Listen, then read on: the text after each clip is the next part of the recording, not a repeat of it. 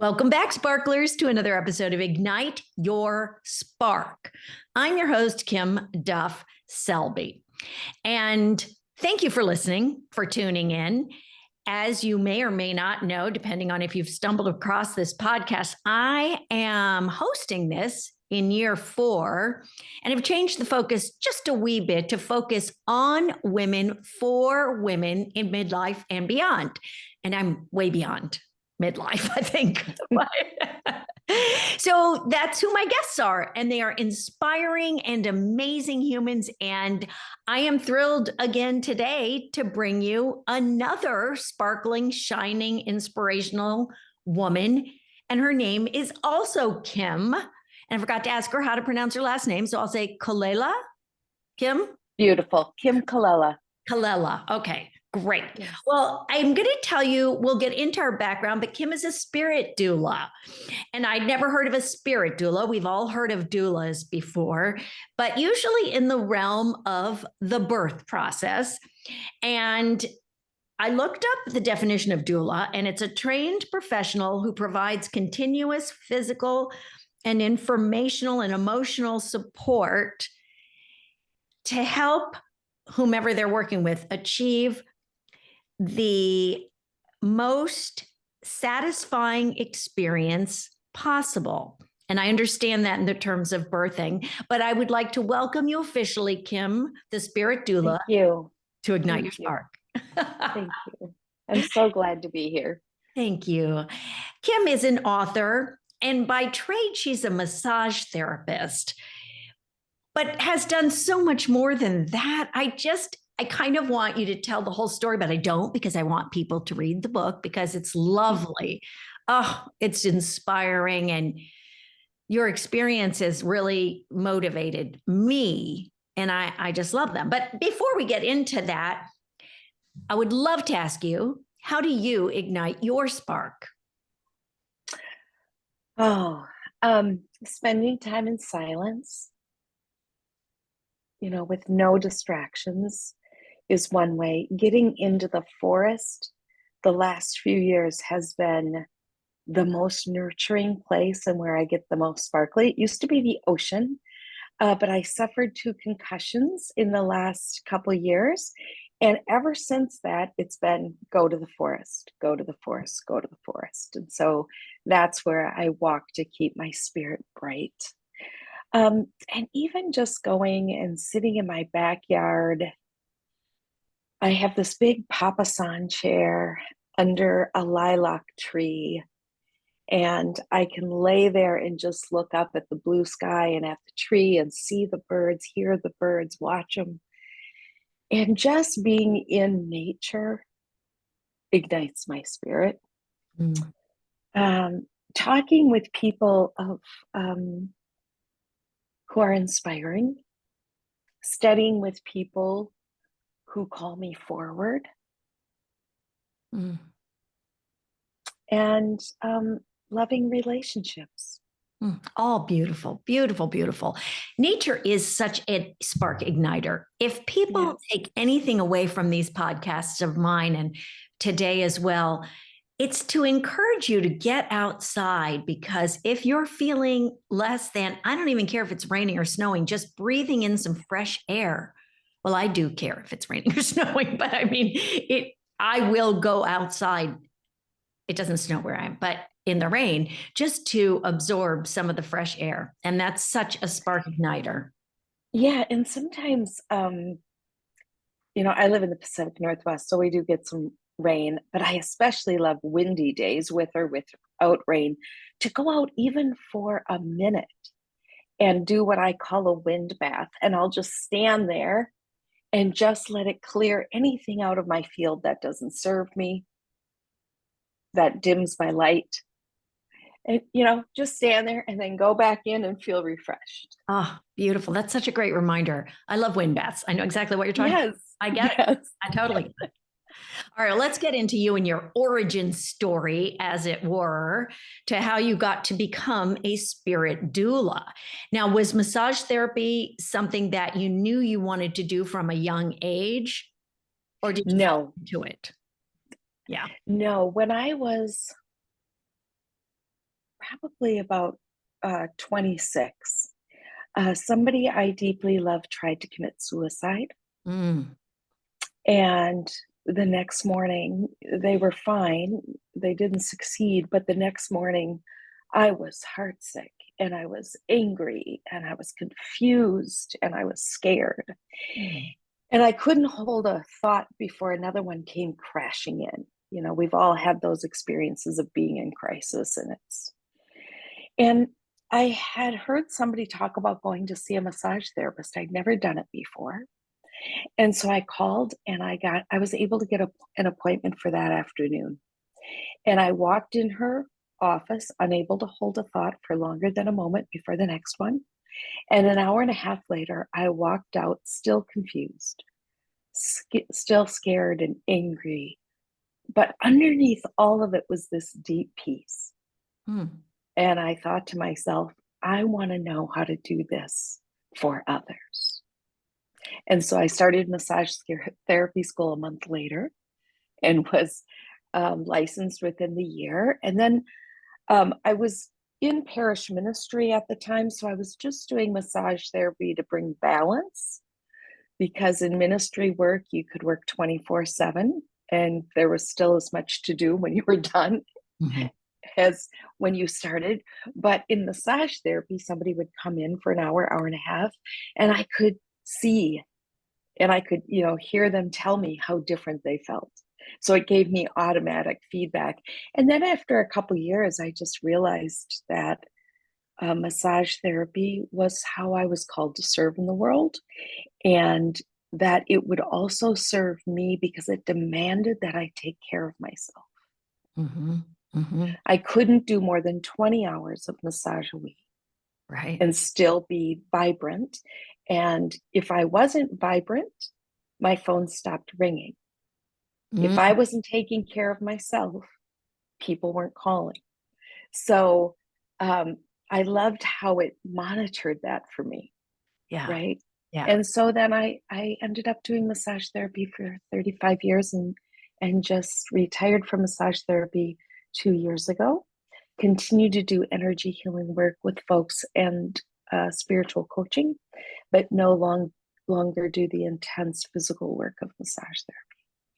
Well, I want to say that there are massage therapists and there are massage therapists. And I believe you were led to a massage therapist who Yeah. obviously incorporated Reiki in his or her treatment plan, because I've had lots of massages. I love massages.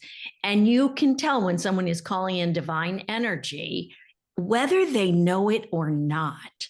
Because Right. some people don't know that they are channels for the divine, and yet you can feel it, because there's a little place near me. It's Vietnamese run, and none of the therapists speak English. It's actually a foot massage place, but they do full body. And I had a massage a few days ago, and this gentleman was calling in the divine. I mean, he didn't know it. I know he didn't know it. He didn't speak English. And I just felt, but boy, the way he utilized his hands above my body was just amazing. So you obviously had that experience and then took that experience into your own practice. Right. And because it had been so powerful Mhm. for me, that was my intention of what to bring. And then there was an instance I want to share with you that really brought home that being that channel for the divine was that a few years later, I took 3 months off from my massage practice and I went to Calcutta by myself because I wanted to meet Mother Teresa. I was And I going wanted to to, ask you. That was my next question. That is the most remarkable story about meeting Mother Teresa. I'm so glad you brought that up. yeah, I wanted to see her work and I wanted to meet her in Calcutta. And I was the very first day that I worked in one of her organizations, I went to the Home for the Dying and Destitute. And there's a section that is all men, and then you go through a hallway and it's all women. And, really just a cement floor, very simple rooms, rows and rows of, I think there were 4 rows of beds. So there was one up on kind of a incline. They were up there. Those that whole wall was full, and then below wall, and then there was an aisle, and then same here of women, most who had been found on the street dying and brought there to be loved to their death. Some people got better just by being there and didn't die, but they came up to me, and one of the nuns came up and they asked me if I'd go work with the woman in bed 48. And I was, oh, good, something I can do. She said she needs some massage. So I felt like this is a gift I can offer. This is awesome. So I went over to bed 48, and this very emaciated woman was lying there curled up. And the nuns started to roll her over, and I started to help her. And as we rolled her over, on her back were huge bed sores with hardly any skin in between. And I just sat there, horrified, frightened, and uncertain what I could possibly do to help this woman, right? There wasn't skin that was safe to even massage because it was all connected to sores. And so I just sat there, and I come from a Christian tradition, and I asked Jesus to come and to use my hands and to work through me and to guide me. And I started to work her energy field, which I wasn't trained yet in Reiki at that time, or restorative touch, or the other energy healings I do at this point. But I just followed my intuition and just stroked her back so lovingly, a couple inches above her back, and just stroked it and stroked it and stroked it. And her breathing got deeper and deeper and deeper, and she fell asleep. Such a beautiful story. Was so honored and amazed that in asking, I got that. And so, I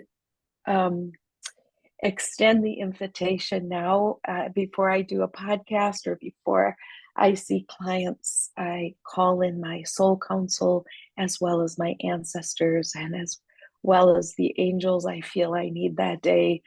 When I'm doing a podcast, angels of clarity and clear speaking and wisdom and love, right?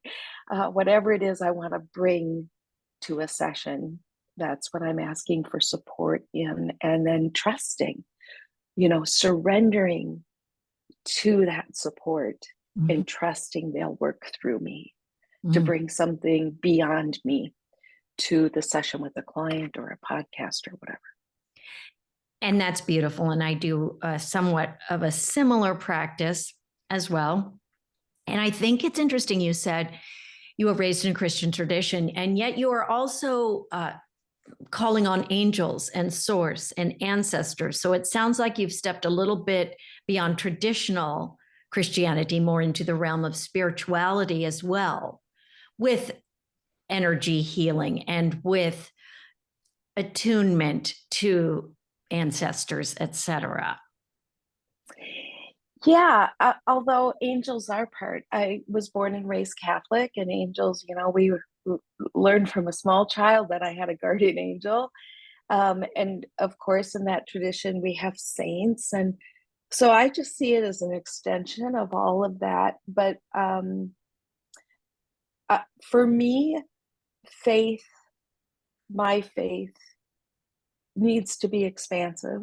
And it can't be contracting, that this is the only way. Matter of fact, when my son was born, he was named after a Sufi Shirag named Samuel Mahaffey, who was a dear friend of mine. And so before we had Sam baptized, we had a Sufi service for him, because in Sufism, they read from 9 holy books. And so for Sam's Sufi service, it was really focused on following your life's calling, your life's path.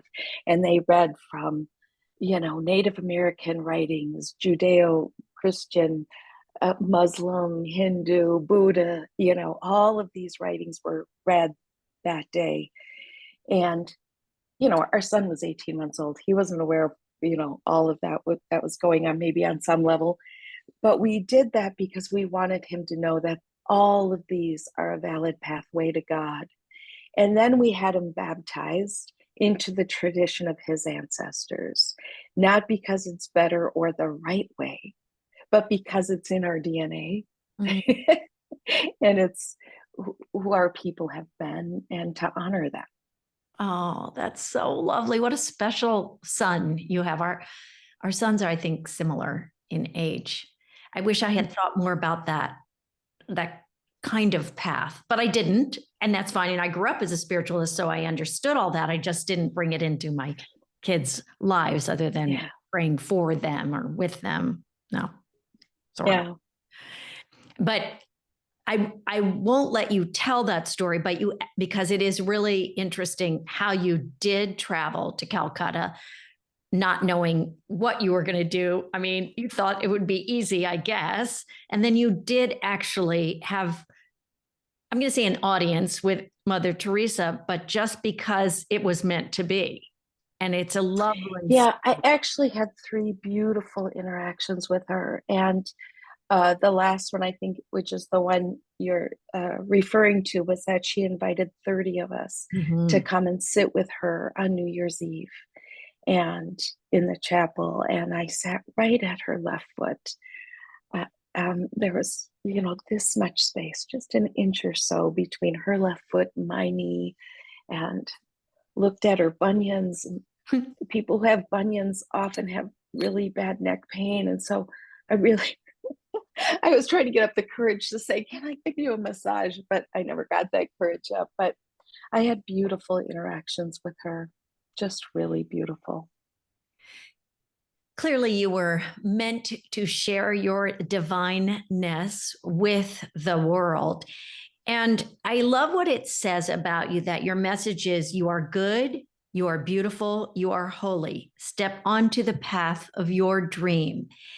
And I think it is really special that you care so much about other people because you want to help everyone celebrate the magnificence within themselves. And that is such a gift because not everybody has that desire. I mean, we should all really. I think that's something we should all learn to do, is celebrate the magnificence in ourselves and in others. And one of the stories that I do remember from your book was the woman, let's see, I wrote it down here, the woman who thought she was beautiful and you had never realized, in the big hat and the pink hat or the hat, and she said, oh, I am beautiful. She just felt great about herself. And you had not had that, either that encouragement growing up or that belief in yourself, is what it sounded like. I had never heard a woman delight in her own physical body Mm. or anything about herself, ever, ever, ever. And so Mary, this young Basutu woman, I think she was 24 when she lived with us for a year. Um, Oh, yeah, you gave her a hat, right? and I gave her a hat during Advent, a little crocheted hat, and the delight in her, and she stood in the bathroom over and over, and she'd go back and sneak a peek throughout the day. She wore the hat all day long. It was an outdoor hat, right, for the cold. But she would go in there. Oh, I am beautiful in this hat. Oh, Mom, look at how beautiful I am. Oh, I love myself in this hat. And she just went on and on. And I just watched her in amazement and thought, where did we learn that we can't celebrate our beauty Mm-hmm. or our accomplishments? I Mm-hmm. think as a culture, so often we bond on our suffering and our pain and our victimhood, but to bond on our joy, our delight, our accomplishments,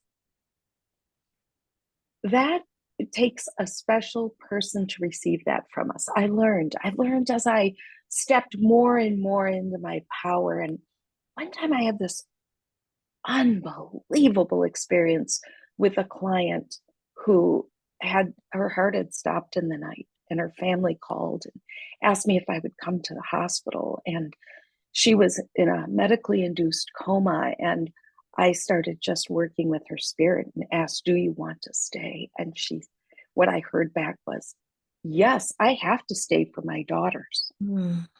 Okay, can I do some healing work on you? And so, and then the next time I went, she was awake, but she had no short-term memory. And so she was on the cycle, she would say the same things over and over because she couldn't remember. Kimmy, what are you doing here? Did I have I said, oh, how did you know I was here? Oh, I called your house. Did I miss an appointment? Oh, yeah, but I just came in here, did it here with you. Kimmy, how did you know I was here? I called your house. And it just would go on and on. And finally I broke through and I said, honey, can I do some energy work? Okay, let me see if I can remember how. And she got really, and her daughter's eyes got this big because she hadn't stopped talking and she was silent for 30 minutes as I did this treatment. And the treatment, I felt like I'd been to Disneyland. I heard inside myself while I was doing this energy work, Kim, your greatest gift is delegating. Start delegating. And so I had these fairies in her brain. I just was imaging these things, right? Fairies in her brain cleaning off between the dendrites, clearing the pathway between them. And I was sewing her soul back into her body. And there were angels doing other work. And I just invite, and when I was done, I was on a high, like I'd just been out of birth. I came home and I just couldn't stop telling my husband about it. And a week, many days later, I told a family member about that experience. And her response was, oh, well, I have experiences, but like that, but I don't talk about Oh, it. please. This voice of, Yeah. and I felt like I was sharing something so holy with her Mm. that I was so excited that I got to do. Not that I was the one doing it, I got to do that, right? I got to have that energy flow through me and help her in her healing process. And it was miraculous to me. I don't think we need to hide those things under a bushel Yeah. and play small. I think the world needs to know about them because it encourages all of us to play in that realm. Absolutely. What did you do when this person sort of negated you, kind of dimmed your spark, as it were? Because you were telling this glorious, holy experience, and she said, oh, well, I have that. That just like, to me, that just like cuts someone down and it, makes you kind of crawl into yourself. How did you deal with that? Um, it didn't cut me down. It made it clear that this wasn't a safe place for me to share Okay. my celebratory experiences. It was a safe place to share my pain. Mm-hmm. But who wants to do that all the time? I mean, we need people who are going to lift us up. And you have Right. enough divinity within yourself to step back from that and not let it affect you. However, there are so many women out there. We take that very personally because it goes back to that old negativity bias where everybody would rather be negative, and talk about their aches and pains and this and that. No, no, no, no, no, no. Rather than celebrating each other. And yes, we have our aches and pains, but let's not celebrate those. Let's celebrate the divinity Right. within each other. And I've had such awesome mentors, Mhm. who have, you know, helped me reclaim that part of myself. And I had, when I was doing ministry work in my 20s, I had this boss. His name was Ben Grismer, really an amazing human. And one day after being at my first birth, I think it was, I went in and I said, talk to me about this original sin nonsense. There is no way that this baby came into the world anything but goodness. Mhm. And he was a great scripture scholar. And he said, you're right. That baby came into the world in the image and likeness of God. And original sin enters all of our lives because we're born into an imperfect world with imperfect parents, imperfect teachers, imperfect this, that, and the other thing. And it enters our life the moment we hear and take in that we have to earn our love and we're not lovable just because we're a creation of God. And then we spend our whole adult life trying to unlearn that and reclaim. Right. And that really put me on a path, that framing of, oh, That's just a lie I took on. Mm-hmm. Yeah. And this is how I work with women as well. And I have a course that I've created, How to Ignite Your Spark in Midlife and Beyond. And a lot of the practices in it are mindset and realizing, becoming aware of what we learned from the people around us, what we absorbed into our body and our being about ourselves, about others, about how we should be. Fortunately, I was raised in a beautiful, loving home where I was celebrated daily, almost too much. You know, oh yeah, I have good. Good for you. That's so Yeah. awesome. And then at 22, I found out I was adopted after my mom died. So there were secrets, right? I mean, it's not like it was, but I do feel celebrated, and I wish everyone could feel that way. And I feel it's very important to pat yourself on the back, to celebrate yourself. Now, I don't go around saying I look so beautiful in my pink cap, but I think I'm going to start. I do say that. I mean, I do encourage women in particular to look in the mirror and find something beautiful about yourself and say, I love that. I am beautiful, because everybody has something beautiful. We can find something beautiful in every single person, except maybe not a serial killer. I don't know. I don't want to go there, but I'm talking about regular people, those of us Yeah. who sometimes don't feel good enough. And the important thing for me in helping people transform those messages that they took on, that I believe are lies, misinformation, is that they're able to identify what that feeling is, what that message is. Mm-hmm. Then they're able to express it, and best if it can be done and witnessed. Then they need to release it and then replace it. Mm-hmm. So for me to realize I had taken in this teaching about original sin, even though I had left it, but it still lived in me somehow. Yeah. Being able to identify that and express it and then release it and to take on, that's when I wrote the mantra, you are good, you are beautiful, you are holy. And in the beginning, I probably said that mantra 100 times a day. Like I just chanted that inside of myself. Every time negative thoughts came up, you are good, you are beautiful, you are holy. Every time I thought I wasn't enough, you are good, you are beautiful, you are holy. Yeah. Right? Well, remember the movie The Help? Where, Yes. yes, I mean, that has stuck Yes. with me so much, where she says, I is beautiful, I is whatever the affirmations were. And she was giving this Yes. girl affirmations of positivity. And that is like the thing that sticks with me from that movie. So I loved it so much. Before we wrap up, though, I want you to talk about the negative movies. That's another thing that I really took from this, because I do this all the time. Talk about that. Now, that's a story that doesn't have to Yeah. happen. Now, I haven't met a woman who doesn't do this all the time. I think, and probably a man either, but I think my husband and I just had a discussion yesterday and we do it differently. But so I learned this from Angela Arian, who was a cultural anthropologist. She's since died. And she said that when we have those um, catastrophic movies playing in our brain, I really see these the most with my son. And when he comes home for a week or two to visit and he's out till midnight or 1 o'clock, I don't worry about him when he's in the Midwest every night. But when he's here, I just fall right back into him being in high school or something.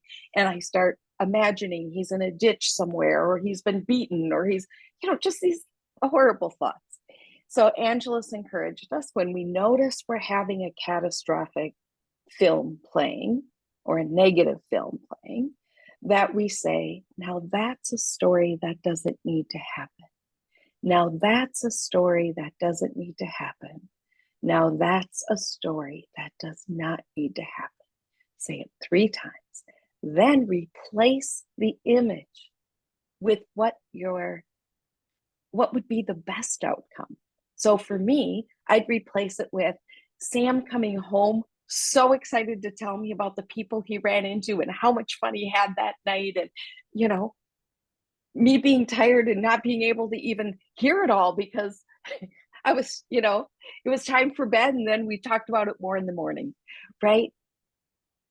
And then that's a healing story. Now that's a healing story. Now that's a healing story.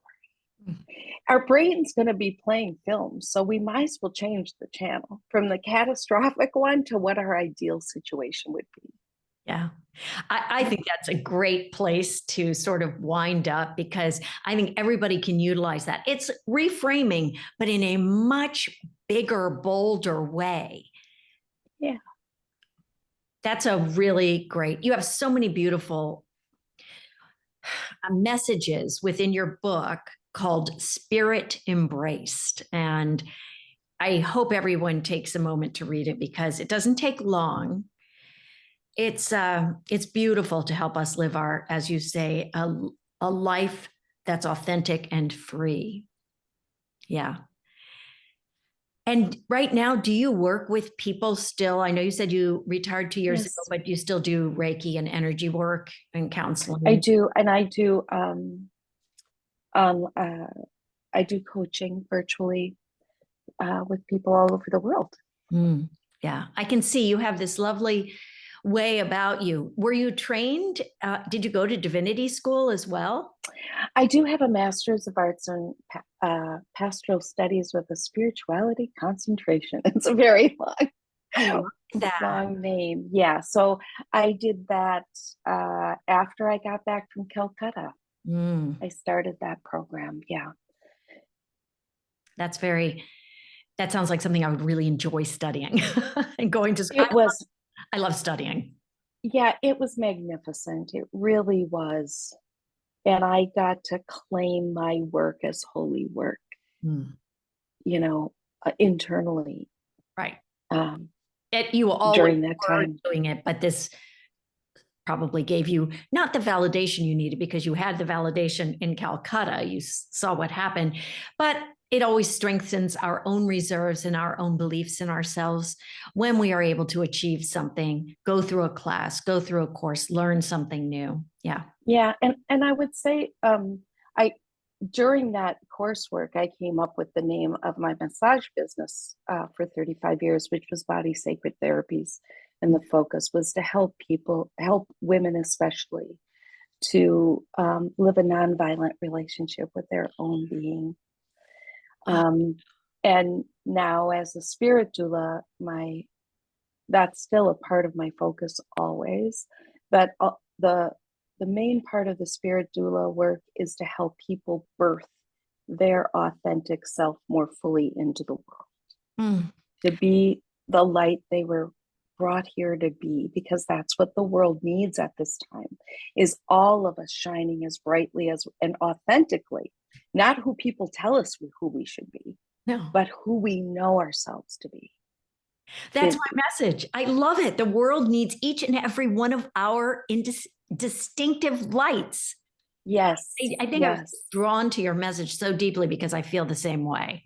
Yeah. yeah, yeah. Oh, So Kim, thank you so much for your time today. I really enjoyed it. I feel very calm after speaking with you. You have such oh, good. a gorgeous way of being in the world.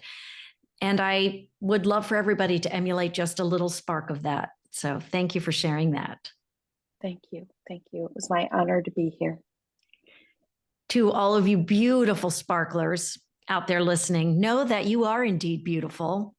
You have a light to shine within you, even if that sometimes you don't think you do. Seeing someone like Kim really could assist you, certainly, in accessing that inner light. We all know it's there. Kim, share your website where people can get in touch with you. So it's Spirit, Spirit, doula, DOULA.com. I think we all need a little spirit doula in our lives. Yes, we do. Thank you all for listening. I hope you share this episode if you enjoyed it as much as I enjoyed hosting Kim on it, because the more we share things like Kim's message, the more light we are going to bring to ourselves and others. And as our messages align, both Kim and Kim, you need to share that light, share your authentic light, because the world needs it. We need your light right here, right now. So go out there. And I want to thank you for shining. And thank you, Kim. Thank you. See you next time, everyone.